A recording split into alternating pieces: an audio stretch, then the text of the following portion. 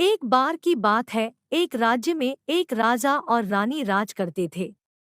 दोनों ही अपनी प्रजा का खूब ध्यान रखते और दोनों ही बहुत अच्छे थे। उनके जिंदगी में बस एक ही कमी थी कि उनकी कोई संतान नहीं थी। एक बार रानी ने मन इच्छा जताई कि उनकी एक बेटी हो जो सबसे सुंदर और प्यारी हो। कुछ सालों बाद रानी की यह इच्छा पूरी हुई और उन्होंने एक सुंदर सी बेटी को जन्म दिया, जिसका नाम उन्होंने स्नो वाइट रखा।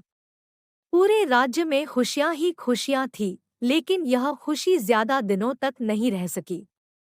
कुछ दिनों बाद जब राजा और रानी जंगल में घूमने गए, तो एक जादूगरनी ने मौका पाकर रानी को चिड़िया बना दिया और अपने पास पिंजरे में कैद कर लिया।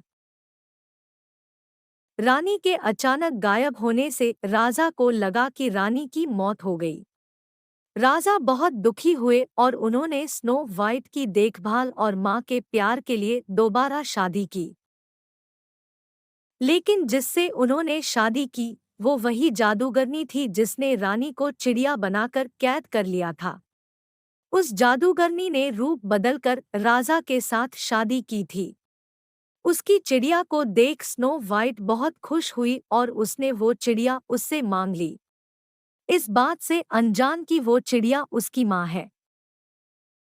स्नो वाइट उसे बहुत प्यार से अपने पास रखती। उस जादूगरनी को स्नो वाइट के रूप से बहुत जलन थी। वो चाहती थी कि पूरी दुनिया में सबसे खूबसूरत वही हो। उस जादूगरनी के पास एक जादुई आईना था जिससे वो हर रोज पूछती कि सबसे सुंदर कौन। हर बार आईने का जवाब आता, रानी आप तो सुंदर है ही, लेकिन स्नो वाइट आपसे भी ज्यादा सुंदर है। यह सुनकर उसे बहुत गुस्सा आता। एक दिन उसने फैसला कर लिया कि वो स्नो वाइट को मार डालेगी। इसके लिए उसने एक मंत्री को बुलाया और उससे कहा, जाओ जाकर स्नो वाइट को मार डालो।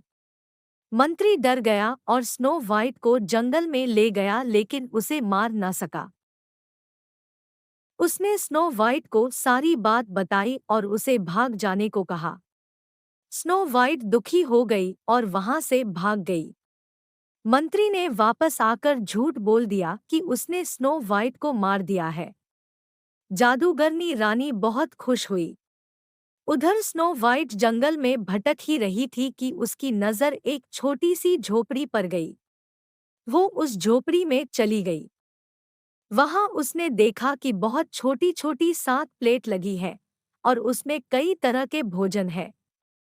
स्नो वाइट को भूख भी लगी थी, तो उसने हर प्लेट में से थोड़ा थोड़ा भोजन कर लिया। फिर उसकी नज़र वहां लगे 7 बेड पर पड़ी।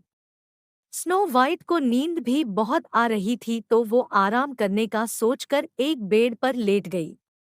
लेटे लेटे उसे नींद आ गई और वो सो गई। तभी थोड़ी देर बाद वहां 7 बौने आए। उन्हें अंदाजा लग गया था कि वहां कोई आया है। जैसे ही उनकी नज़र स्नो पर पड़ी, उसकी खूबसूरती देख बौने उसे देखते ही रह गए। तभी स्नो वाइट की नींद खुली और उसने डरते हुए बौनों को सारी बात बताई। बौने उसकी बात सुनकर चौंक गए और उन्होंने कहा, स्नो अगर तुम हमारे लिए हमेशा अच्छा खाना बनाओगी और हमारे घर का ख्याल रखोगी तो तुम हमारे साथ रह सकती हो। स्नो ने उनकी बात मान ली और सब खुशी खुशी रहने लगे। एक दिन उस जादूगरनी रानी ने फिर से अपने जादुई आईने से पूछा कि सबसे सुंदर कौन। इस बार वो बहुत खुश थी कि स्नो के मरने के बाद आईना उसी का नाम लेगा। लेकिन अफसोस ऐसा कुछ नहीं हुआ। आईने ने फिर कहा, रानी आप हो सबसे सुंदर, लेकिन आपसे भी सुंदर है स्नो। रानी यह सुनकर हैरान रह गई और सारी बात समझ गई कि मंत्री ने उसे धोखा दिया है। फिर आईने ने उसे बताया कि स्नो बौनों की झोपड़ी में रहती है। यह सुनने के बाद जादूगरनी रानी ने तरकीब निकाली। उसने जादू से जहरीला सेब बनाया और उसे स्नो को खिलाकर उसे हमेशा के लिए सुलाने का सोचा। वो अपना रूप बदलकर स्नो के पास पहुंची। उसने स्नो को सेब खरीदने को कहा और खरीदने से पहले उसे चखने के लिए वो जहरीला सेब दिया। स्नो उसे बूढ़ी औरत समझकर मना नहीं कर सकी और उसने वो जहरीला सेब चख लिया। सेब चखते ही स्नो की तबीयत बिगड़ने लगी और उसी बीच वो जादूगरनी अपने असली रूप में आ गई और स्नो के सामने हंसने लगी। स्नो अपनी सौतेली माँ को देख हैरान रह गई और गहरी नींद में चली गई। उसके कुछ देर बाद ही वहां बौने आए और स्नो को वहां पड़ा देख वो दुखी हो गए। उन्हें लगा स्नो उन्हें हमेशा के लिए छोड़कर चली गई। उन्होंने उसे दफनाने का सोचा लेकिन उनका मन न माना और उन्होंने उसे एक शीशे के ताबूत में रख दिया। तभी वहां राजा के दोस्त का बेटा, जो कि एक राजकुमार था, वो आया। स्नो को देख वो चौंक गया और बहुत दुखी हुआ।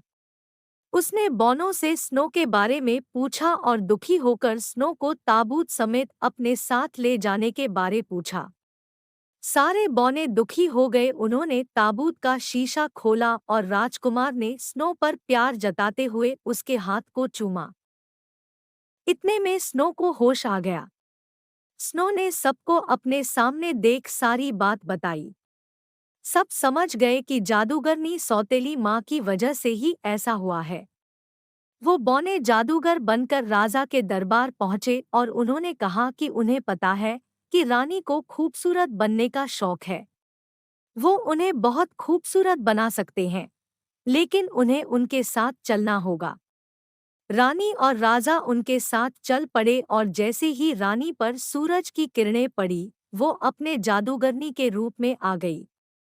वहां स्नो और राजकुमार भी पहुंचे। स्नो को देख राजा खुश हो गए। उन्होंने राजा को सारी बात बता दी और फिर बौनों ने अपनी शक्ति से जादूगरनी के जादू को खत्म कर दिया।